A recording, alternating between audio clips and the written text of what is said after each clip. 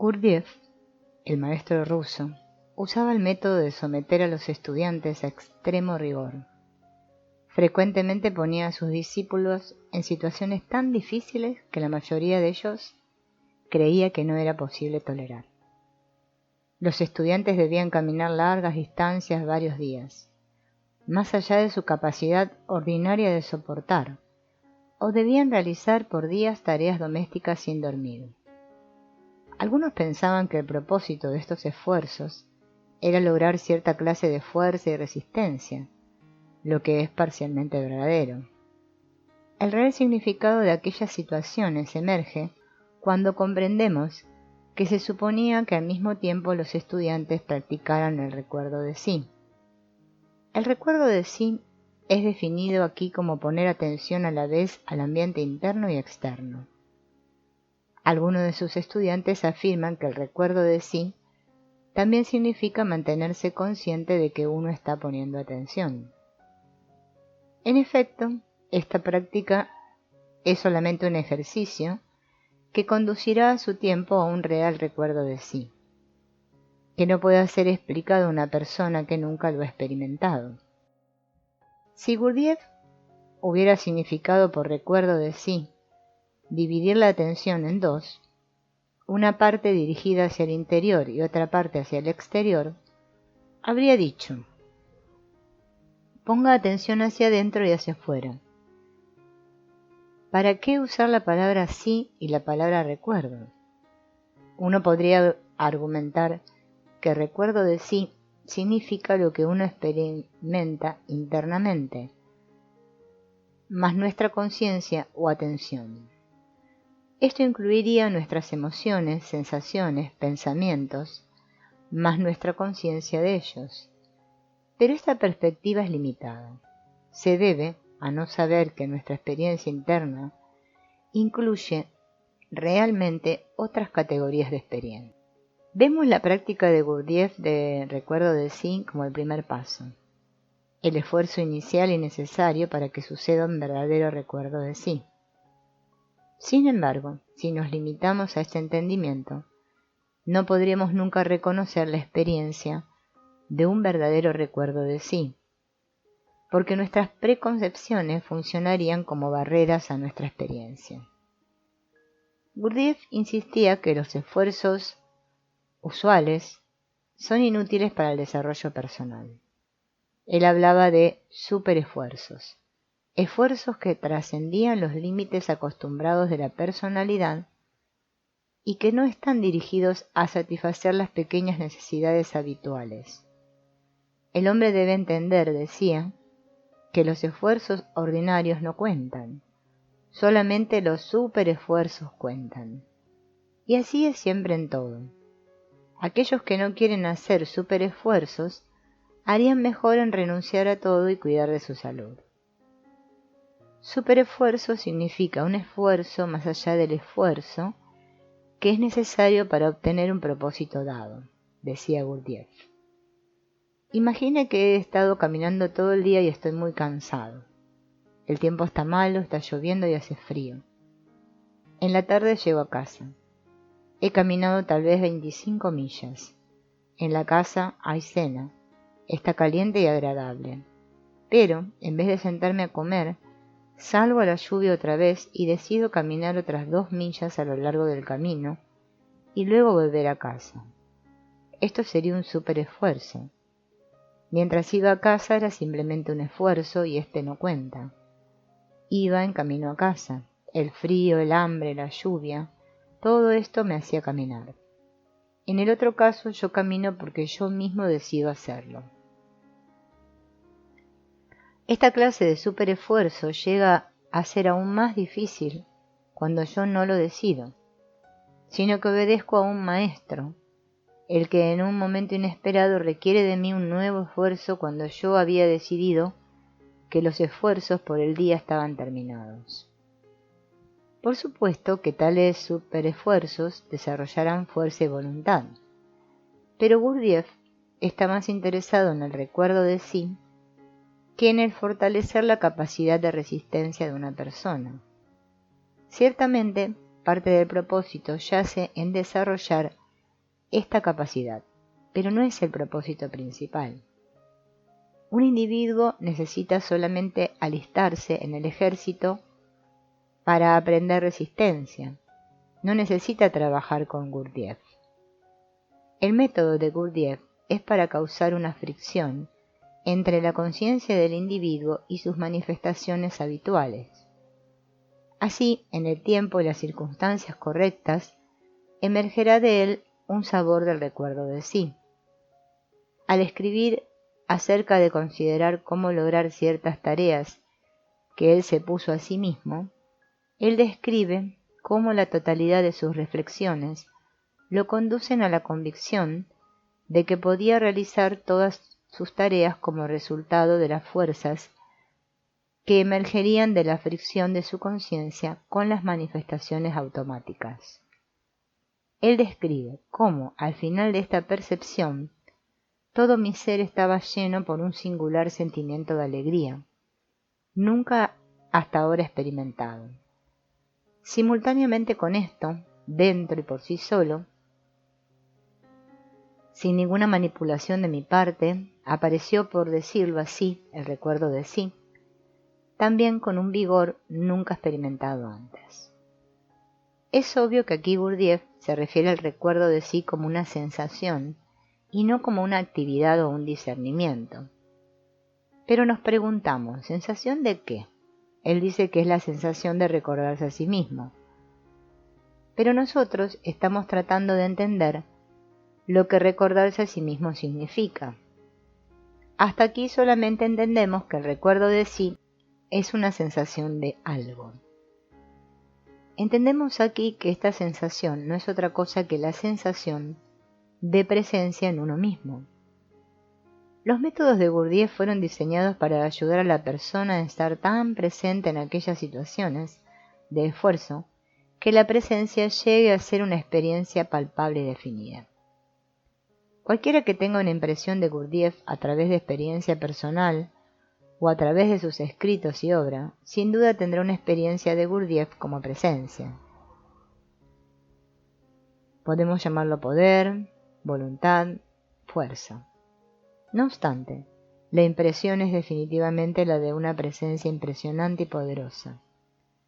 Esta es una presencia que nos confronta. Es una presencia que está más allá de las palabras y de acciones específicas. Una presencia que es Gurdjieff. Y la presencia de Gurdjieff es Gurdjieff. Por eso es que él usa el término recuerdo de sí.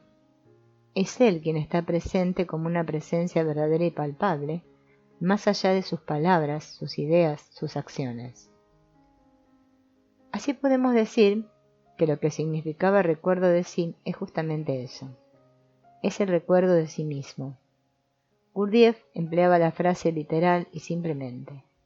La gente que no lo entiende hace que esto suene totalmente complicado. Pero cuando el recuerdo de sí ocurre, se ve literal y simple. Lo que es real en la persona está presente, recordado después de ser olvidado. Gurdjieff tituló su último libro La vida es real solamente entonces cuando yo soy. Hay realidad solamente cuando yo me recuerdo a mí mismo, cuando yo experimento que yo soy. Él también asegura, en el mismo libro, que una persona puede hacer, es decir, actuar consciente e intencionalmente y sin condicionamiento solo si está presente, si existe conscientemente. Aquí recordamos aquellas situaciones de extraordinaria dureza, donde un individuo puede actuar no obstaculizado por los habituales estados de conciencia. Así, de acuerdo con Gurdjieff, estas situaciones involucran estados de recuerdo de sí. Lo que llamamos presencia se ve aquí como la presencia de lo que es real en una persona. Estoy presente, significa, lo que es real en mí está aquí. Es la experiencia consciente de existencia, es la experiencia de yo soy. Aunque hemos hecho la conexión entre presencia, recuerdo de sí, y la experiencia de yo soy, una persona podría objetar que es muy vago y nada ha sido probado hasta ahora. Esto es verdad, no estamos tratando de probar nada. Este no es un razonamiento lógico. Estamos solamente buscando una apreciación, un saborear un reino de experiencia que la mente no puede captar directamente. Este es un reino que no se puede alcanzar por la lógica y la argumentación. Puede solo ser experimentado directamente, y por eso hay escuelas y sistemas dedicados solo a originar y desarrollar esta experiencia.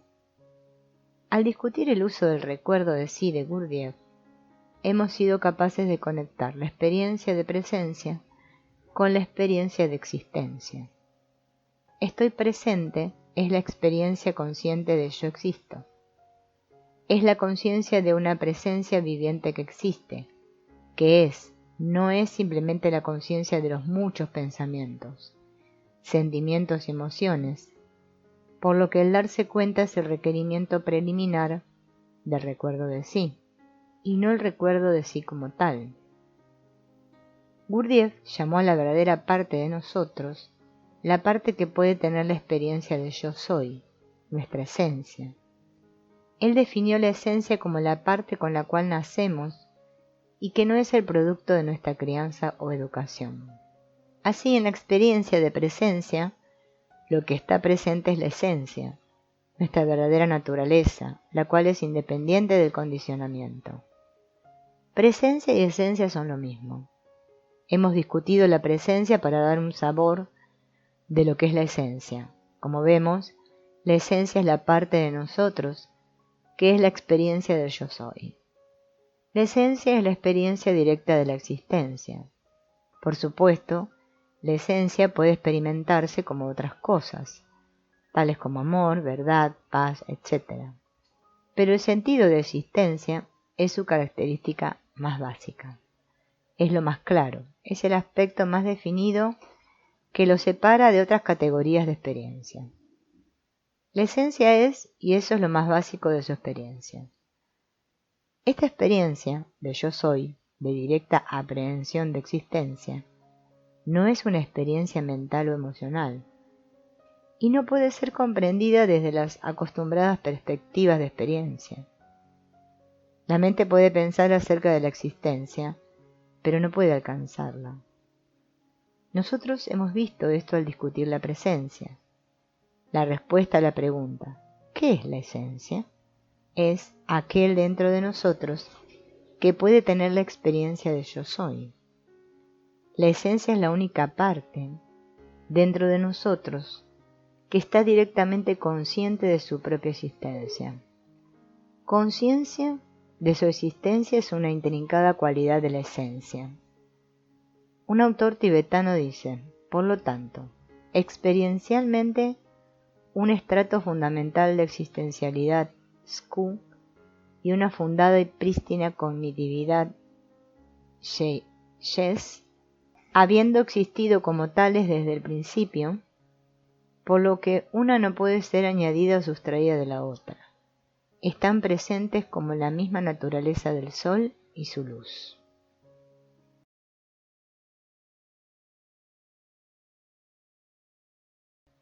Uno podría argumentar que toda la gente sabe que existe, aunque no pudieran conocer su esencia. Esto a la vez es verdadero y falso. Ellos saben que existen, pero no lo saben directamente. El acostumbrado conocimiento de la existencia es a través de la inferencia, no es un conocimiento directo. Este punto ha sido discutido extensivamente por los filósofos. El modo habitual del conocimiento de la existencia es sintetizado por Descartes. Pienso, luego existo. Podemos inferir la existencia solamente por variadas clases de experiencia. Generalmente pensamos que existimos porque podemos ver nuestros cuerpos, oír nuestras voces, sentir nuestras sensaciones, etc. Descartes fue más refinado al decir que nosotros sabemos que existimos porque sabemos que pensamos.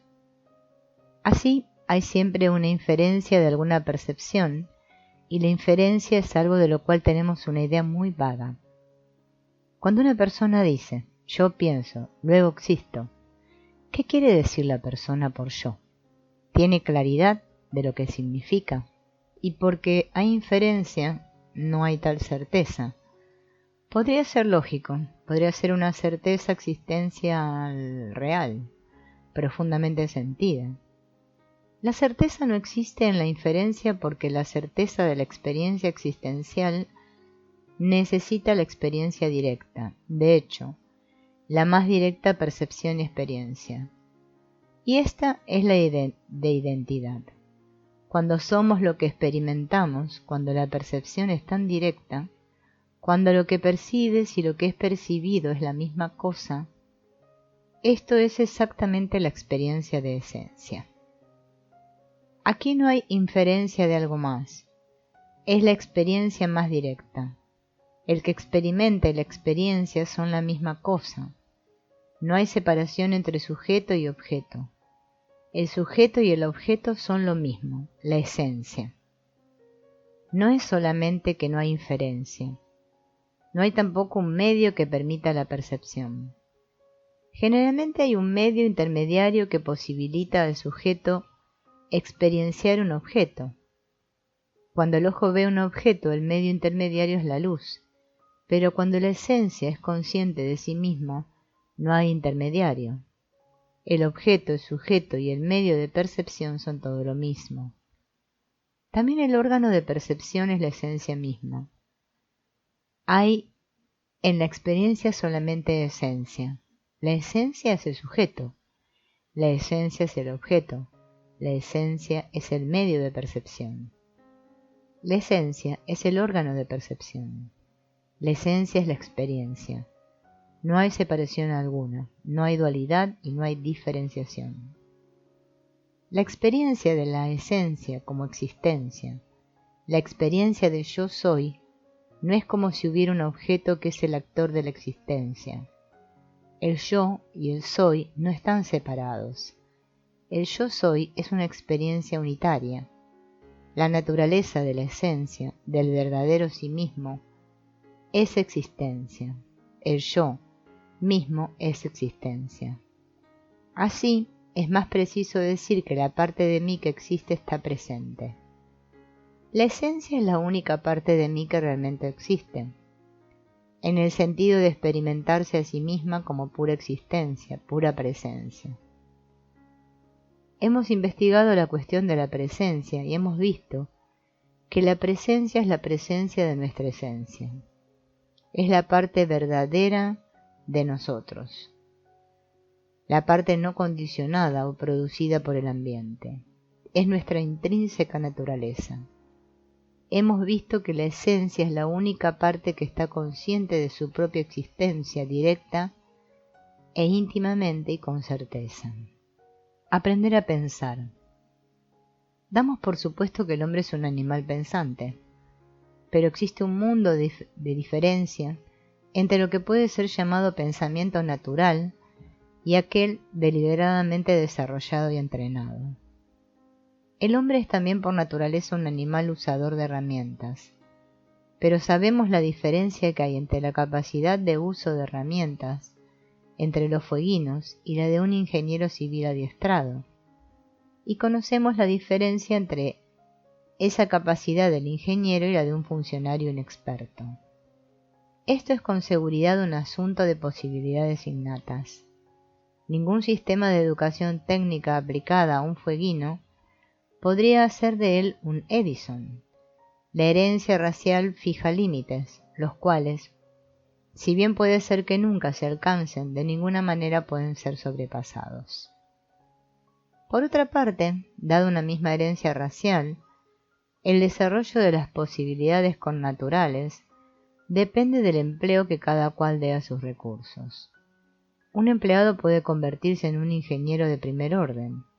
Sus dotes hereditarias pueden permitirlo perfectamente. Pero, en la ausencia de un desarrollo y entrenamiento adecuados, su capacidad potencial nunca se hará realidad. Lo mismo es con el pensamiento. La humanidad varía racialmente en un muy alto rango. Pero, aun en la misma raza, individuos con las mismas posibilidades hereditarias realizan sus capacidades en grados muy distintos. y la diferencia en su caso depende del entrenamiento. Hay dos tipos de entrenamiento que tienen el efecto de desarrollar y realizar una determinada capacidad hereditaria para pensar: el adiestramiento accidental y aquel debido a un proyecto deliberado. Supongamos, por ejemplo, que dos muchachos con la misma capacidad pensante potencial son colocados el uno como ascensorista y el otro como aprendiz de ingeniero. Es obvio que este último tendrá que desarrollar más su capacidad pensante que el primero, por la sola condición de tener que adaptarse a su trabajo. Potencialmente son iguales, comienzan nivelados, pero debido al hecho de que las circunstancias apremian a uno de ellos, pero no al otro, a desarrollar su potencialidad y realizarla, él parece ser y es un mejor pensador, es decir, más humano. Podemos llevar esta idea aún más lejos. La gran mayoría de la gente tiene grandes potencialidades de pensamiento, mucho más allá de lo que comúnmente se sospecha. Pero muy rara vez se dan las circunstancias a su alrededor, de tal manera que necesitan actualizarse. Así la gran mayoría muere sin darse cuenta de más que una fracción de sus poderes innatos. Los que han nacido para ser millonarios viven y mueren en la pobreza por la carencia de circunstancias que los habrían compelido a convertir su pasivo en activo. Pero es solo a un nivel pequeño que podemos controlar las circunstancias. Por una parte, la mayoría de aquellas que nos influyen fueron determinadas antes de que fuéramos lo suficientemente mayores como para haber tenido derecho siquiera a participar. Por otra parte, dichas circunstancias dependen en alto grado de aquello que llamamos suerte u oportunidad. Y aun cuando nos parece tener una decisión en nuestras propias manos, nuestra elección es en gran medida limitada y predestinada por nuestras circunstancias casuales pasadas. Teóricamente podemos ponernos en cualquiera de muchas situaciones diferentes en el día de mañana que nos presionen a pensar, pero solo en una de 1000 veces elegiremos las futuras situaciones por su valor para nosotros como oportunidad para desarrollar pensamientos, en vez de hacerlo solo de acuerdo a nuestros hábitos ya formados. De hecho, las circunstancias nos elegirán a nosotros. Así, si el desarrollo de nuestro poder de pensamiento es dejado a su merced, las oportunidades para un enriquecimiento que sobrepase lo natural, es decir, lo fácil, son remotas. No pensaremos más de que es necesario pensar y nuestro nivel de desarrollo dependerá del puro y simple azar. El entrenamiento no natural y que no depende de las circunstancias puede ser considerado y deseado deliberadamente, y al contrario del primer tipo de entrenamiento requiere del empleo de ciertos ejercicios determinados. Un herrero no necesita ejercicios gimnásticos para desarrollar los músculos de sus brazos. Ellos se fortalecen naturalmente durante el curso de su trabajo. Pero un escribiente que desee ser un atleta debe practicar ejercicios físicos deliberadamente con ese fin. De igual forma, para un hombre cuyo trabajo no requiere esfuerzo mental, o para uno cuya ocupación eventual no le exige suficiente esfuerzo, o un esfuerzo lo suficientemente variado para satisfacer su percepción de capacidad innata, los ejercicios especiales y el entrenamiento en pensar son indispensables. Posiblemente él no llegue a parte alguna sin ellos, a menos que realice ejercicios especiales. Está condenado a solo permanecer tan desarrollado como las circunstancias lo demanden. Su poder de pensamiento es creado por circunstancias casuales. Hay muchos colegios cuyos profesores enseñan ejercicios diseñados para desarrollar el poder del pensamiento.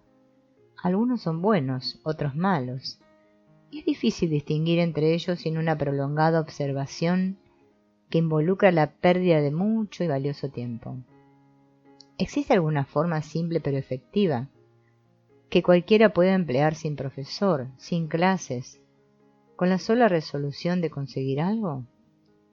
Dado el deseo de desarrollar el propio poder de pensamiento y así pensar como un hombre y no como una máquina. ¿Existe alguna forma de fácil alcance que cualquiera de nosotros pueda empezar a practicar? Sin ir a un gimnasio, el empleado puede desarrollarse físicamente, al menos lo suficiente para brindarse mucha satisfacción.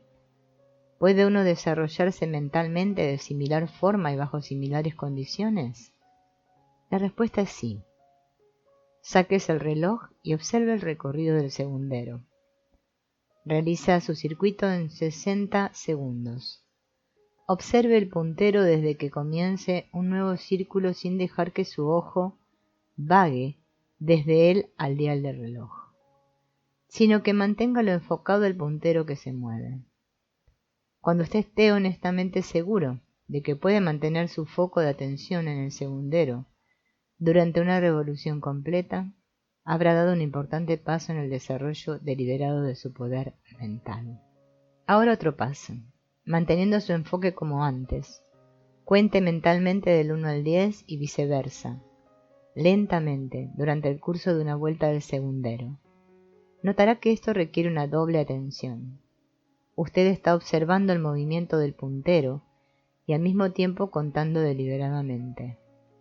Al principio puede ser fácil, pero repítalo una y otra vez hasta que se vuelva difícil. Entonces, hágalo. Esta es una recomendación muy importante. El siguiente paso es agregar a estas dos actividades simultáneas una tercera. Mientras continúa observando el segundero y contando mentalmente, dígase algunos versos que conozca. Practique a menudo, donde quiera que tenga minutos libres, y el efecto en su poder mental y concentración será rápidamente notorio. Psicotransformismo. Psicotransformismo es el término que usó Ouspensky para describir una serie de cambios que pueden tener lugar en la psiquis del hombre. El psicotransformismo trata de la posibilidad que el hombre tiene de transformarse desde un ser que es enemigo público número 1, desde el punto de vista de la biosfera, una criatura muy desarmónica y peligrosa, en un ser que puede vivir en armonía consigo mismo y con el universo. De acuerdo a esta teoría, el hombre posee posibilidades de desarrollo que generalmente ni siquiera conoce, ni mucho menos usa. La naturaleza garantiza que el hombre se desarrollará hasta la etapa de un animal sexualmente maduro. En este punto lo abandona para que haga lo que le plazca. Ya sea que se desarrolle más o no, depende enteramente de sus propios deseos. Puede, y generalmente lo hace, vivir como un tonto y morir como un perro, en cuyo caso llega a ser mera comida para gusanos.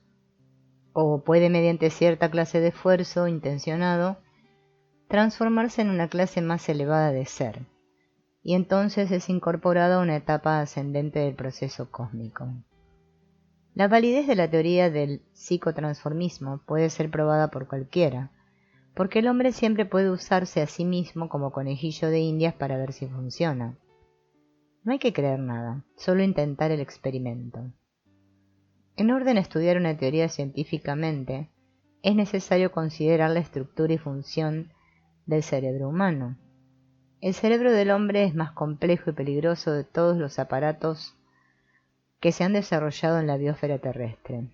Es un órgano horrorosamente desarmónico. Su desarmonía proviene del hecho de que no es un uno, sino muchos. Incorpora 3 diferentes cerebros en una sola entidad. Un cerebro instintivo, cercano al nivel de un cocodrilo. Un cerebro emocional, no por muy encima del de un caballo, y encaramado al tope de esta inestable combinación, como un rey en un trono tambaleante, un cerebro humano recientemente evolucionado, alojado en 2 hemisferios cerebrales de grandes dimensiones. De este modo parece razonable que cualquier ser, lo suficientemente desafortunado para tener que crear alguna clase de armonía entre un cocodrilo, un caballo y un hombre, tenga alguna dificultad. Basta revisar la historia de la humanidad para darnos cuenta de la horrible confusión que esta mezcla ha provocado. Arthur Koestler, en El fantasma en la máquina, sugiere que el hombre es víctima de un error en la formación del cerebro. El error proviene de la incapacidad de los viejos cerebros para evolucionar armoniosamente con el nuevo. El resultado es un desastre biológico que puede llevar no solamente a la extinción de la raza humana, sino también a un daño irreparable en la biosfera del planeta Tierra. La candente pregunta que surge, ante la cual todas las otras preguntas parecen triviales, es esta. ¿Tiene el cerebro humano en sí mismo la capacidad, primero, de reconocer sus propios defectos y, segundo, de remediarlos? La teoría del psicotransformismo contesta que la posición del hombre es difícil y peligrosa, pero no sin esperanzas. El cerebro, como ciertos computadores muy sofisticados, tiene la capacidad de reconocer y corregir algunos de sus errores. Para hacer esto debe usar un sistema del cerebro que, si bien existe en el hombre, no es normalmente conocido. Permanece sin uso como una poderosa máquina cuyo dueño ni siquiera sabe que la posee. Si miramos los sistemas cerebrales que determinan el comportamiento del hombre y los otros animales, veremos que predominan dos sistemas. Siguiendo a John Lilly, los llamaremos los sistemas de detención y de partida. Psicodinámica de los sistemas cerebrales. Partida, detención, acción, inacción, placer, dolor, recompensa, castigo. Neurohormonas. Norepinefrina, acetilcolina. Los dos sistemas están íntimamente relacionados con recompensa y castigo. El sistema de partida ofrece al animal su recompensa. Es más o menos sinónimo con el centro del placer, cuyo poder fue tan dramáticamente demostrado por Olds en ratas y por Lilly en el mono. Si insertamos un electrodo en el centro del placer de una rata o de un mono y lo conectamos a una barra que la criatura pueda pulsar, tendremos una fascinante e incluso atemorizadora demostración del poder que este centro puede ejercer. Hora tras hora, descuidando todas sus otras necesidades, el animal permanecerá ahí oprimiendo la barra. Es literalmente un esclavo de su centro de placer. El efecto del sistema de detención es igualmente dramático, aunque afortunadamente para nosotros está localizado en una parte muy pequeña del cerebro. Este sistema cerebral castiga al hombre tan drásticamente que si se implanta un electrodo allí y es frecuentemente activado, la criatura se decae, pierde interés en la vida y finalmente muere. La única manera de detener su depresión es activando su sistema de partida. Es digno de mencionar que estos dos sistemas dependen para su funcionamiento de dos diferentes sustancias químicas. El sistema de placer o partida depende de la neurohormona norepinefrina. El dolor o detención depende de la neurohormona acetilcolina. Es muy importante que nos demos cuenta de cómo todos nuestros estados de ánimo y nuestro total sentido de aquello que llamamos uno mismo depende de diminutas trazas de ciertas sustancias químicas, las neurohormonas, liberadas en las terminales de las fibras nerviosas. Un defecto en el metabolismo de la norepinefrina puede hundir a una persona en las profundidades de una inexplicable depresión o inducir las alucinaciones de la esquizofrenia. Los médicos sacudirán sus cabezas y, si son de orientación psicoanalítica, referirán al paciente a un colega psiquiatra, quien pondrá a la persona contra las cuerdas, cobrándole $50 por la hora. Pero esto es inútil porque el problema real es químico. Todas las formas de conducta pueden finalmente estar relacionadas con eventos a nivel molecular que ocurren en ciertas áreas del cerebro. Las llamadas drogas psicotrópicas actúan en el cerebro alterando estos procesos bioquímicos. Los sistemas de detención y de partida sustentan todas las conductas comunes. El hombre busca estímulos que activen su cerebro del placer. Con igual buena fe busca evitar cualquier influencia que active el centro del dolor. Se mueve como un asno entre el garrote y la zanahoria, una bestia estúpidamente dirigida por impulsos que difícilmente puede entender. en un viaje sin dirección y sin un real sentido. Ya sea tratando de capturar el placer o huyendo del dolor, es un esclavo de estos tiránicos centros cerebrales que limitan su libertad y lo transforman en un muñeco desvalido. Corrupta y vieja naturaleza, nos empuja vehemente. Un aguijón es la lujuria y el otro el dolor. Estas palabras gritadas por un loco en una de las más inspiradas novelas de Wells resumen la condición del hombre en el nivel de ser en que habitualmente existe. Pero la teoría del psicotransformismo establece que éste no tiene por qué existir en ese desdichado nivel. El nuevo cerebro del hombre, la neocorteza, es un grande, complejo y verdaderamente magnífico órgano, cuyo poseedor no sabe cómo usar.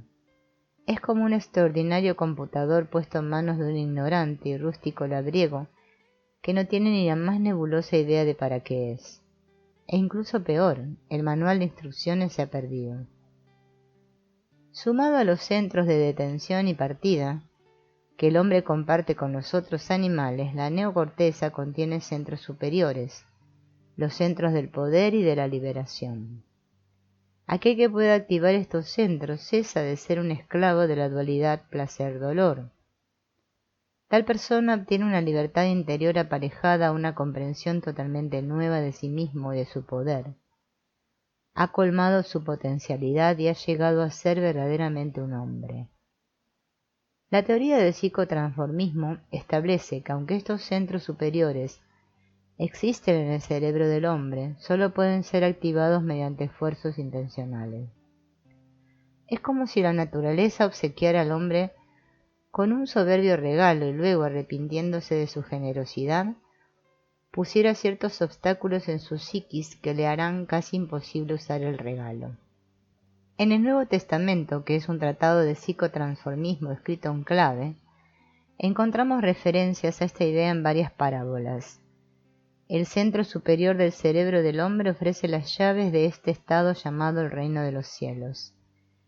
El hombre, comúnmente, no sabe que este reino existe.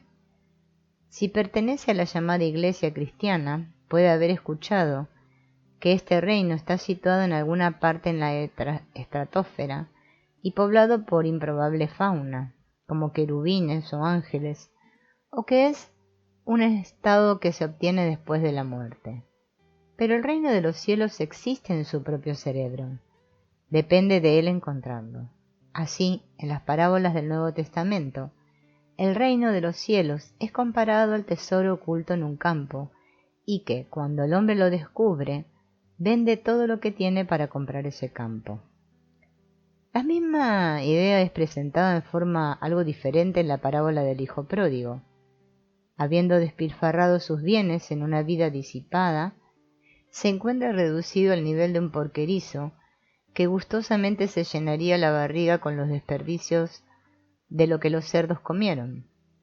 Solo en esta deplorable situación extrema recuerda la casa de su padre y resuelve volver allá a toda costa. Estas parábolas expresan alegóricamente dos de los más importantes principios del psicotransformismo. En primer lugar, antes que el hombre siquiera comience a desarrollarse, debe darse cuenta de que mientras permanezca esclavo de los centros del placer y del dolor, su vida no es mejor que la de un animal. Es un cerdo entre los cerdos. De hecho, está más abajo que ellos porque al menos los cerdos no tienen un potencial mayor que desperdiciar. En segundo lugar, el hombre debe entender que para entrar en el reino de los cielos, en la alegoría de los evangelios, debe estar dispuesto a sacrificar todo lo que posee. La naturaleza no tiene previsto asegurar que el hombre desarrollará todo su poder. Entenderemos esto al comparar al hombre con un insecto, una mariposa, por ejemplo, que pasa por varias formas: huevo, oruga, crisálida y adulto alado. La naturaleza asegura que el insecto pasará por todos estos estados. Pero el hombre, cuya última transformación interior puede ser comparada al cambio de oruga a mariposa, es forzado a depender enteramente de sus propios esfuerzos intencionales para efectuar esta metamorfosis. La naturaleza no solo no lo ayuda, sino que además pone grandes obstáculos en su camino.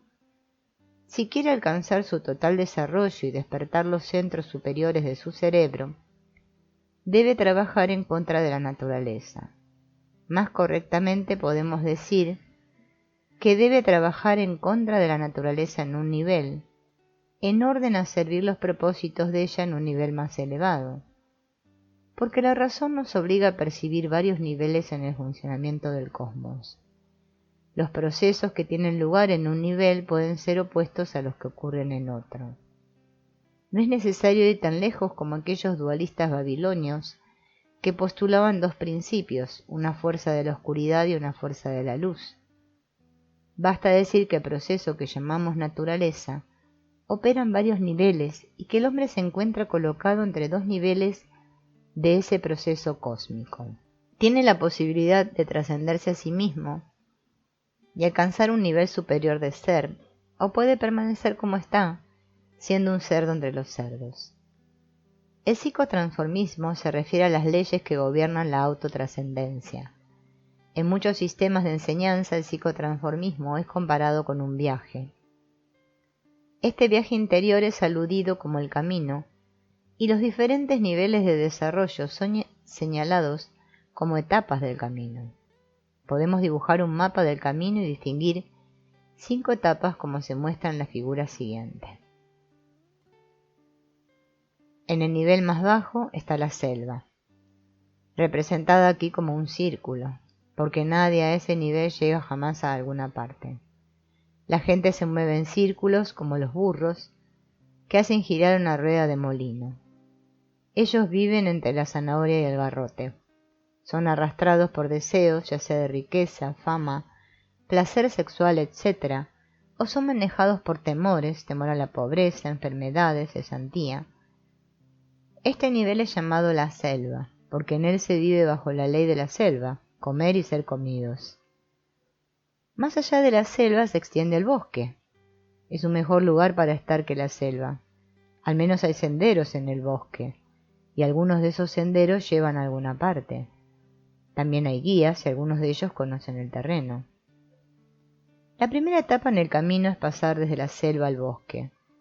Esto ocurre cuando alguien despierta el hecho de que la vida, en la rueda del molino, entre el garrote y la zanahoria, no es una forma de existencia particularmente satisfactoria. Tal persona comenzará a buscar una manera de vivir más significativa. La búsqueda a ese nivel consiste en leer libros, asistir a charlas, hablar con otros recolectando material acerca del camino. Todo lo recopilado irá formando una entidad definida en la persona del buscador, la que es llamada en el psicotransformismo el centro magnético. El buscador que entra en el bosque solo tiene a su centro magnético para guiarlo. Este puede ser fuerte, inteligente o débil y estúpido. La función del centro magnético es poner al buscador en contacto con un guía. Cada buscador consigue el guía que se merece. Un tonto obtiene un tonto como guía, un farsante un farsante. Una persona con discernimiento continuará buscando hasta encontrar un genuino guía. Esto no es fácil. Los farsantes son muy numerosos. Los guías genuinos son pocos. Cuando el buscador encuentra a su guía, comienza una fase más intensa de trabajo interior. Llega a ser aspirante para la iniciación. En el aspirante del centro magnético cambia lentamente a una nueva y más poderosa entidad. Esta es llamada el observador o el testigo. En esta etapa el buscador tiene una gran obligación, verse a sí mismo como realmente es. Sin esto, nada es posible. El buscador verá antes que nada que no tiene control sobre su vida, que es mantenido en esta confusión, esta selva, por ciertas funciones que están simbolizadas en las cartas del tarot por el loco, el demonio y la rueda de la fortuna. El loco representa la sugestionabilidad y la credulidad en el hombre. Se tragará cualquier cuento viejo. Vagando con la cabeza en el aire, está a punto de caer en un barranco, pero no lo nota porque está inmerso en sus sueños. Transporta los 4 símbolos sagrados a su espalda, sin saber qué significa ninguno de ellos, ni siquiera sabe por qué los lleva. El demonio es todas las mentiras en que vivimos, las mentiras que nos decimos a nosotros mismos y las que nos dicen nuestros líderes. Y la rueda de la fortuna es la tendencia que tiene el hombre de engancharse en actividades totalmente fortuitas y sin dirección. El hombre no sabe lo que hace, actúa por impulsos, sin real intención, y cada impulso es llamado yo. Con miras a entender el rol del observador, debemos darnos cuenta de que en su habitual estado de inconsciencia, el hombre tiene muchos yoes. Cada uno de ellos puede llegar a ser dominante por un tiempo. Algunos son directamente opuestos a los otros. Esto ocurre por el estado de desarmonía interior tan característico de la vida del hombre en la selva.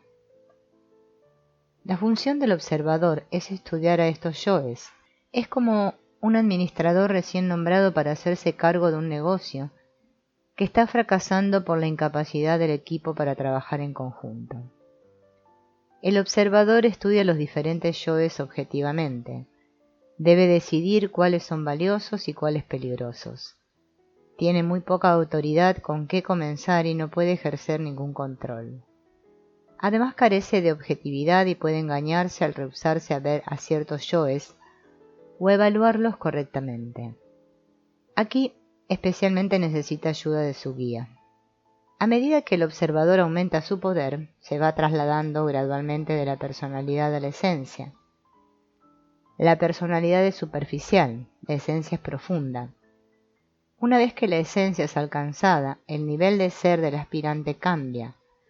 Hasta cierto punto ya no es más un aspirante a la iniciación. Llega a ser un iniciado del primer orden. Ha alcanzado el nivel del hombre objetivo. En nuestro mapa del camino localizamos al hombre objetivo al pie de la primera montaña, la montaña del poder. Él ha pasado por ciertas pruebas, las más importantes se llama desnudar el falso ego. La principal característica del hombre objetivo es que no se le puede adular ni insultar. Está más allá del alcance de la alabanza y de la reprobación. Se ha desembarazado de la importancia de su yo y se ha dado cuenta de su insignificancia. No es poca cosa llegar a ser un hombre objetivo. Se necesitan años de esfuerzo más la ayuda de un buen guía. En verdad puede tomarle tanto tiempo a una persona alcanzar este nivel que la vejez, el último enemigo del hombre de conocimiento, puede hacer imposible cualquier desarrollo posterior.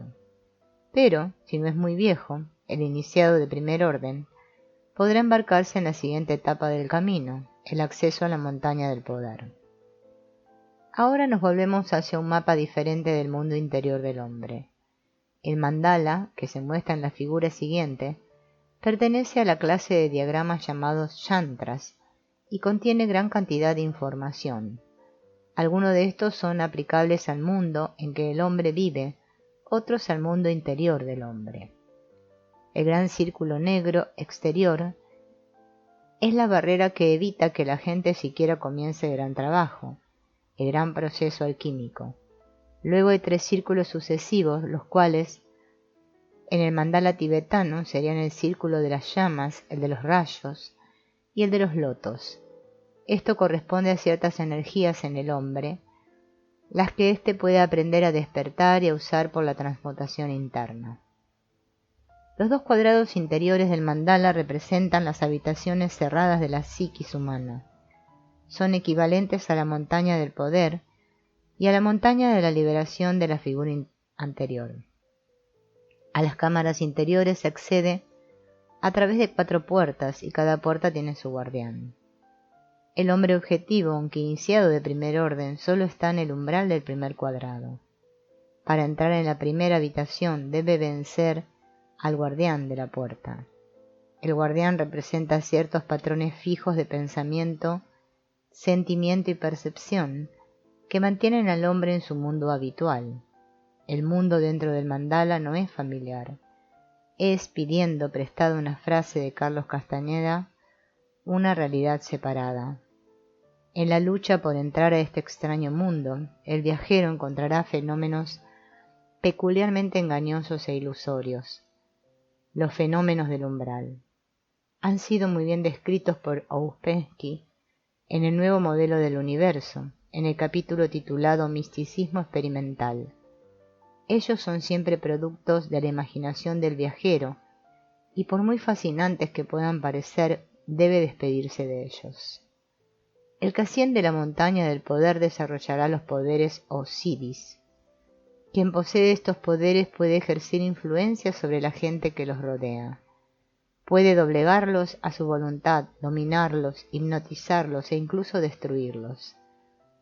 Puede hacer esto porque ahora tiene una voluntad unificada obtenida mediante el proceso llamado la batalla entre el sí y el no.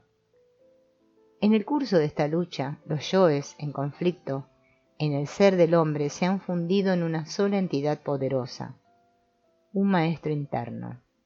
Aquel que ha creado en sí mismo esta entidad es un hombre de poder, o iniciado de segundo grado. Una persona puede alcanzar esta etapa del camino sin llegar a ser un hombre objetivo. Hay ciertos atajos hacia la montaña del poder. El que toma estos atajos lo hace asumiendo riesgos. Entra al cerco sagrado del mandala, llevando aún su ego personal, y será tentado a usar sus poderes para fines egoístas y a menudo destructivos. La idea del brujo perverso o el mago negro se refiere esencialmente a alguien que ha tomado el atajo hacia la montaña del poder. En los pueblos primitivos, el chamán o médico brujo es frecuentemente alguien que ha tomado este atajo. A menudo eran más temidos por su poder de destruir que venerados por su poder de sanar. El cuadrado más interno del mandala corresponde a la montaña de la liberación. Es lo sacrosanto del templo interior del hombre. Hacia esa etapa del camino no hay atajos. Quien haya alcanzado este nivel de ser es un iniciado de tercer grado, un hombre perfecto, un Buda, un liberado. Es completamente imposible para alguien así hacer mal uso de sus poderes, porque ha trascendido totalmente su ego personal. Se ha vaciado de su conciencia separada para acceder a la conciencia universal. Está completamente libre, no se apega a nada. Citando al Bhagavad Gita, él ve al ser en todo y todo en el ser. En él, el proceso del psicotransformismo ha alcanzado la última etapa. En el centro del mandala hay una mancha blanca, la cual es la semilla del mundo no manifestado, la fuente de toda vida. El mandala, como un todo, representa el proceso cósmico de lo no manifestado, fluyendo hacia la manifestación a través de la dualidad yin y yang. ¿Estamos despiertos? ¿Cómo nos podríamos probar a nosotros mismos en un momento cualquiera que no estamos dormidos y soñando? Las circunstancias de la vida son a veces tan fantásticas como la de los sueños, y cambian con la misma rapidez. ¿Qué pasaría si nos despertáramos y encontrásemos que nuestra vida, despiertas, es un sueño, y que nuestro dormir y soñar son solo sueños dentro de ese sueño? Hay una doctrina tradicional, generalmente asociada a la religión, pero que antes y ahora ha sido tema recurrente en la literatura, que dice que nuestro estar despierto habitual no es realmente estar despierto. No es el sueño nocturno, ciertamente, y tampoco es sonambulismo o caminar dormido, pero es, según la tradición, una manera especial de dormir comparable a un trance hipnótico, en el cual, sin embargo, no hay hipnotismo, sino solamente sugestión o autosugestión. Primero nos dice que, desde el momento del nacimiento y antes, estamos bajo la sugestión de que no estamos totalmente despiertos. Y a nivel universal es sugerido a nuestra conciencia que debemos soñar el sueño de este mundo tal como lo sueñan nuestros padres y amigos. Los niños pequeños, es notorio, encuentran difícil distinguir a primera vista entre esta fantasía, o sea, sus sueños de día, y el sueño en el que viven sus padres y que ellos llaman realidad. Más tarde, en la niñez, cuando la sugestión original ha sido incorporada, la autosugestión nos mantiene en este estado más o menos continuamente. Nuestros amigos y vecinos y todos los objetos que percibimos actúan como soporíficos y sugestiones de sueño. Nunca más, como ocurrió en nuestra niñez, ponemos en duda lo que nuestros ojos nos muestran como la realidad de este mundo. Estamos totalmente convencidos de que es no solo real, sino que no hay otra realidad. Soñamos sin poner en duda que estamos despiertos. La religión obviamente presupone que la vida terrestre es un modo de dormir desde el cual es posible despertar a la vida eterna. El Nuevo Testamento, por ejemplo, constantemente usa las imágenes de dormir y despertar. De acuerdo a los evangelios y a las epístolas, nos dormimos como un Adán y despertamos con Cristo. Y la doctrina nos dice en forma repetitiva que deberíamos esforzarnos por despertar desde nuestro estado de vigilia presente y nacer de nuevo. En la literatura han explotado esta idea Ibsen y Wells, entre otros escritores. La obra de teatro de Ibsen, Cuando los muertos despertamos, y la novela de Wells, El durmiente despierta, suponen en sus propios títulos que los seres humanos estamos dormidos, pero que podemos despertar. Es naturalmente difícil, por supuesto, convencernos de que estamos dormidos. Una persona dormida en la mitad de un sueño no puede despertarse por sí misma. El sueño puede ser tan desagradable que lo despierta naturalmente, o se le debe remecer para que despierte. Muy rara vez nos podemos despertar voluntariamente. Es aún más difícil hacerlo desde un sueño hipnótico. Y si es difícil despertar a la voluntad de estos estados de sueño leve, podemos imaginar la dificultad de despertar voluntariamente del profundo dormir y soñar de nuestra vigilia normal. Pero, ¿cómo convencernos a nosotros mismos de que realmente estamos en un sueño cuando nos parece que estamos en verdad despiertos?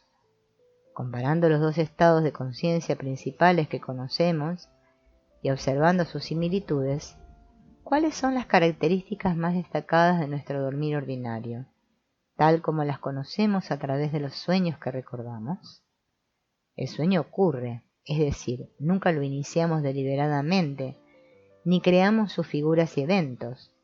En esto se parece a la vida de vigilia, por cuanto no predeterminamos nuestras experiencias, ni creamos o inventamos las personas ni los eventos con que nos encontramos día a día. Otro elemento común de nuestro dormir y nuestra vigilia es la variabilidad de nuestra conducta. A veces nos horrorizamos o nos sentimos complacidos recordando cómo nos comportamos en determinado sueño. Es verdad que cualquiera que haya sido nuestra conducta, humillando o halagando nuestro orgullo, no lo habríamos podido hacer de otra manera. Nuestro disgusto o satisfacción es solamente un resultado de la presunta revelación de nuestro ser inconsciente. Pero ¿cómo, fundamentalmente, estos hechos difieren de lo que ocurre en nuestro sueño del estado de vigilia? En el soñar despierto también alternamos entre una lamentable o buena imagen de nosotros mismos, no por una decisión predeterminada, sino porque así sucede, y nuestro desagrado o satisfacción es igualmente contingente en el efecto que el episodio tiene sobre nuestro orgullo. Pero, ¿podemos decir verdaderamente y a priori que, sea lo que sea que pase, deberíamos comportarnos así, asá y no de otra forma? ¿No estamos sujetos a la sugestión del momento, siendo proclives a dejarnos alejar de nuestra resolución por la ira, envidia o entusiasmo? Exactamente como en un sueño nocturno, nuestra vida en vigilia siempre nos toma por sorpresa, y nos comportamos constantemente como ni siquiera imaginamos que podríamos hacerlo. Tampoco, mirando en retrospectiva, podemos realmente decir que lo habríamos hecho mejor o peor en una situación pasada. Si se repitiera, no tendremos duda alguna de poder hacerlo mejor. Pero tomándola tal como fue, con nosotros tal como éramos en ese momento, no habría sido diferente de lo experimentado en un sueño nocturno. El examen serio de los paralelismos existentes entre los estados de sueño y vigilia revela muchas más similitudes. Solo se necesita mencionar una más. La manera en que nuestra memoria recuerda los dos estados es muy semejante. Es cierto que de nuestro estado de vigilia conservamos los recuerdos de manera más o menos continua, mientras que nuestra vida de sueños es una serie de recuerdos discontinuos. Aparte de esta diferencia específica, nuestra facultad de memoria parece comportarse de la misma manera en ambos tipos de experiencia. Todos sabemos lo difícil que es evocar a voluntad un sueño de la noche anterior, por vívido que haya sido, y aunque todos sus detalles hayan estado en nuestra mente, al despertar, en un instante desaparece por completo, sin dejar rastros. La memoria de lo vivido en nuestro estado de vigilia no es tan engañosa ni caprichosa en cuanto a sus características principales, pero es tan vívido hoy, un día, un recuerdo de ayer. Vivimos claramente miles de objetos, probablemente incluso les prestamos atención. Escuchamos conversaciones, hablamos, vimos hombres y cosas en las calles, leímos libros o periódicos, escribimos cartas, comimos y bebimos, e hicimos o percibimos una cantidad que nadie puede enumerar de objetos y actos. Esto ocurrió apenas ayer, fue el vívido sueño despierto de ayer. ¿Cuántos de estos detalles permanecen en nuestra memoria hoy día? ¿Cuántos podríamos recordar si nos esforzáramos? Tan completamente como los sueños nocturnos. La masa de sueños despiertos cae en el olvido de nuestro inconsciente. Puede temerse que haya algo mórbido en las especulaciones anteriores y que realizar un esfuerzo por ver nuestra vida despiertos, como si fuera solo una forma especial de dormir, debería disminuir la importancia que ella tiene para nosotros y viceversa. Pero esta actitud hacia un posible y probable hecho es en sí misma mórbidamente tímida. La verdad es que así como en los sueños nocturnos el primer síntoma del despertar es la sospecha de que estamos soñando, el primer síntoma del despertar del estado de vigilia, el segundo despertar de la religión, es la sospecha de que nuestro estado de vigilia presente es como estar soñando. Darnos cuenta de que estamos dormidos es estar a punto de despertar, y estar enterados de que estamos solo parcialmente despiertos es la primera condición para que logremos estar más plenamente despiertos.